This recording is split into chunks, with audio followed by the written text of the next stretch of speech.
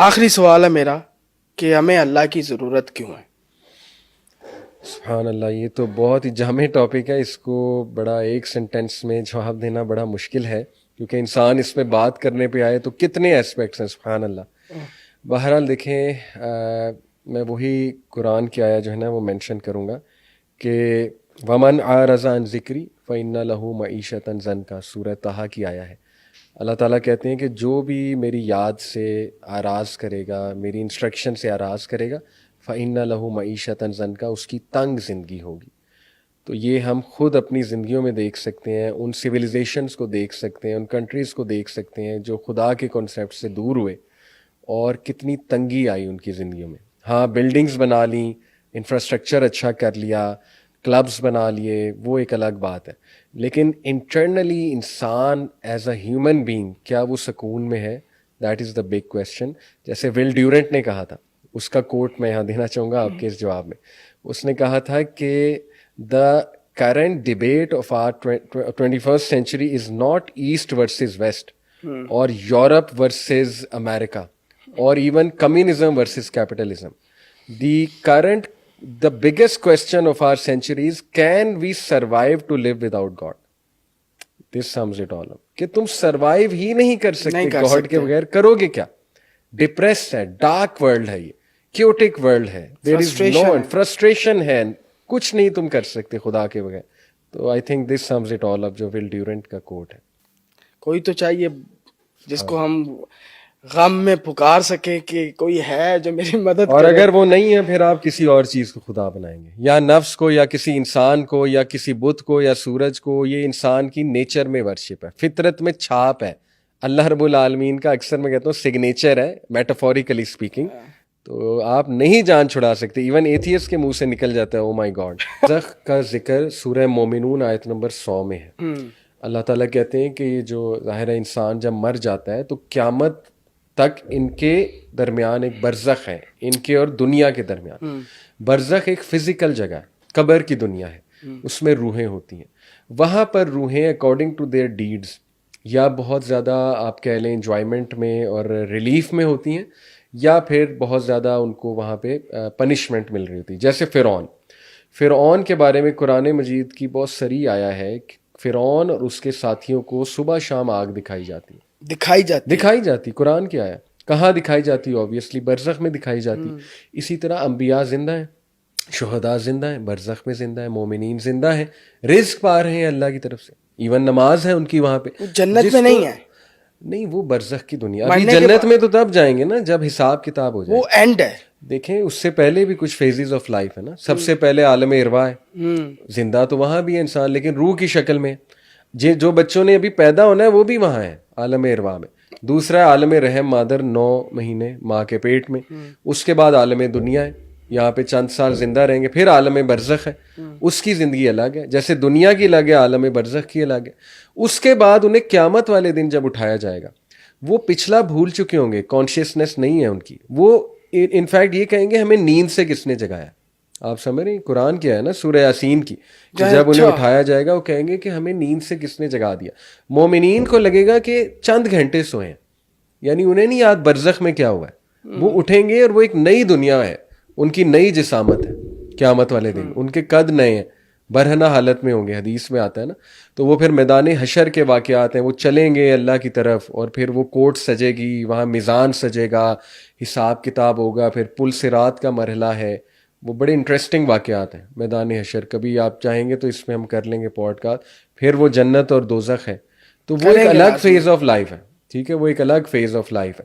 تو برزخ ریئل ہے، وہاں پہ روحیں ہوتی ہیں اور روحوں کو آنے کی کوئی اجازت نہیں ہے. اس کے بارے میں بہت غلط عقائد ہیں ہمارے لوگوں کے کہ جمعرات کو آتی ہیں. وہ ایک کسی نے بتایا ان کی میڈ تھی، وہ رو رہی تھی بیچاری، اس پہ اتنا بوجھ ڈالا اس کے سسرال نے.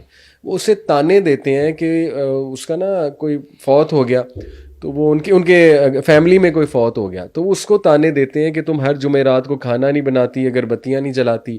اس کے اوپر ایکسٹرا برڈن ہے بیچاری کے اوپر. بھائی حدیث قرآن میں کہا ہے کہ اگر بتیاں چلاؤ ہر جمعرات کو. روحیں نہیں آتی، روحیں نہیں آ سکتی، وہ برزخ میں چلی گئی ہیں. جہاں تک جنت کی آپ نے بات کی، وہ ایک الگ پلانٹ ہوگا. اوبیسلی اللہ سبحانہ تعالیٰ جو چاہے بنا سکتا ہے، لیکن وہ ایک ایسی جگہ ہے جو نہ کسی کان نے کبھی سنی اس کی لذتیں، نہ کسی کوئی آنکھ امیجن کر سکتی ہے. وہ اتنی زبردست جگہ ہے کہ جب انسان دیکھے گا تب ہی واو کرے گا. اس کے کلرز پتہ نہیں کیسے ہیں، کئی ایسے کلرز ہیں جو دنیا میں ایگزسٹ نہیں کرتے، جنت میں ہوں گے. کئی ایسے ساؤنڈز ہیں جو جنت میں سنائی دیں گے، یہاں ایگزسٹ ہی نہیں کرتے. کئی ایسی لذتیں ہیں جو جنت میں ہی ہوں گی.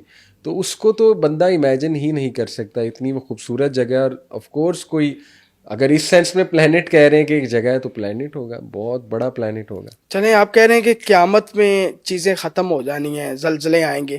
ایلیٹ کلاس جو ہے وہ تو کہ آپ نے کہا کہ قیامت ہم بحیثیت مسلمان یہ سمجھتے ہیں کہ قیامت والے دن سب کچھ ختم ہو جائے گا، یہ زلزلے آ جائیں گے، زمین ختم ہو جائے گی، آسمان پھٹ جائے گا.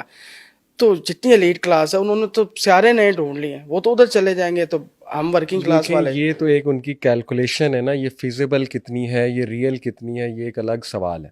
میں آپ کو مثال دیتا ہوں. کووڈ جب آیا تو پوری دنیا کس طرح سے پیرالائز ہو گئی، ہمارے سامنے مثال موجود ہے. یہ ایک الگ ٹاپک ہے کہ وہ میڈ اپ تھا یا جو بھی تھا، لیکن ہم نے دیکھا کہ پوری دنیا پیرالائز ہو گئی، اموات کتنی زیادہ ہوئی.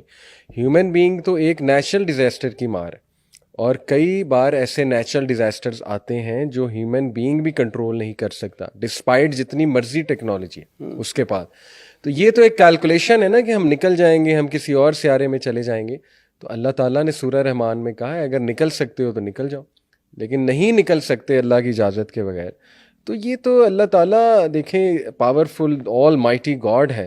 جب اللہ نے قیامت بھیجنی ہے تو پھر کچھ نہیں ہو سکتا، پھر کوئی نہیں نکل سکتا. اور ایک دم سے معاملات ایسے چینج ہونے، آلدو ان کی ایک کیلکولیشن ہے کہ نہیں سورج کو ابھی بجھتے ہوئے بلین آف ایئرز لگیں گے، برن آؤٹ ہوتے ہوئے، ابھی تو وہ برن کر رہا ہے. اسی طرح یہ بڑا ریئر ہے کہ قیامت کے جو سائنز ہیں وہ ایک دم سے پورے ہو جائیں، اس کو تو بلین آف ایئرز ہیں. یہ کچھ لوگ کہتے ہیں نا جی سائنس تو یہ کہتی ہے. بالکل دیکھیں سائنس کی ایک کیلکولیشن ہے، لیکن اللہ تعالیٰ چاہے تو کبھی بھی کچھ کر سکتا ہے. اللہ کنٹرولز ایوری تھنگ، گریوٹی اللہ کے کنٹرول میں.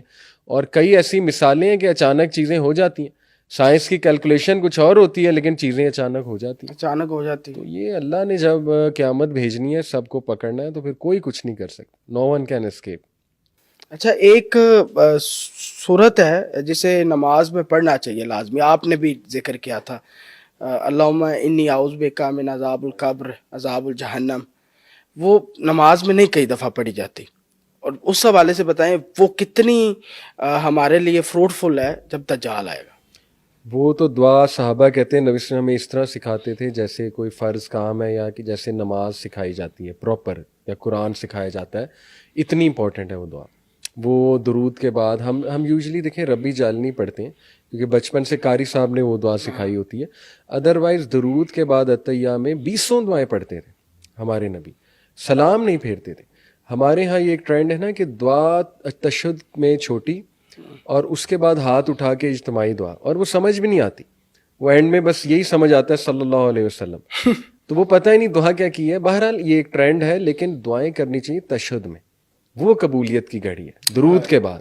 تو اس میں یہ دعا اللہم انی اعوذ بک من عذاب جہنم ومن عذاب القبر ومن فتنۃ المحیاء والممات ومن شر فتنۃ المسیح الدجال. 4 چیزوں سے پناہ، جہنم سے، عذاب قبر سے، موت اور زندگی کے امتحان سے، فتنۃ المحیاء والممات، اور فتنۃ المسیح الدجال، مسیح دجال سے. تو یہ بہت امپورٹنٹ دعا ہے، اور انشاءاللہ اس کا بڑا رول ہے فتنہ دجال سے بچنے میں.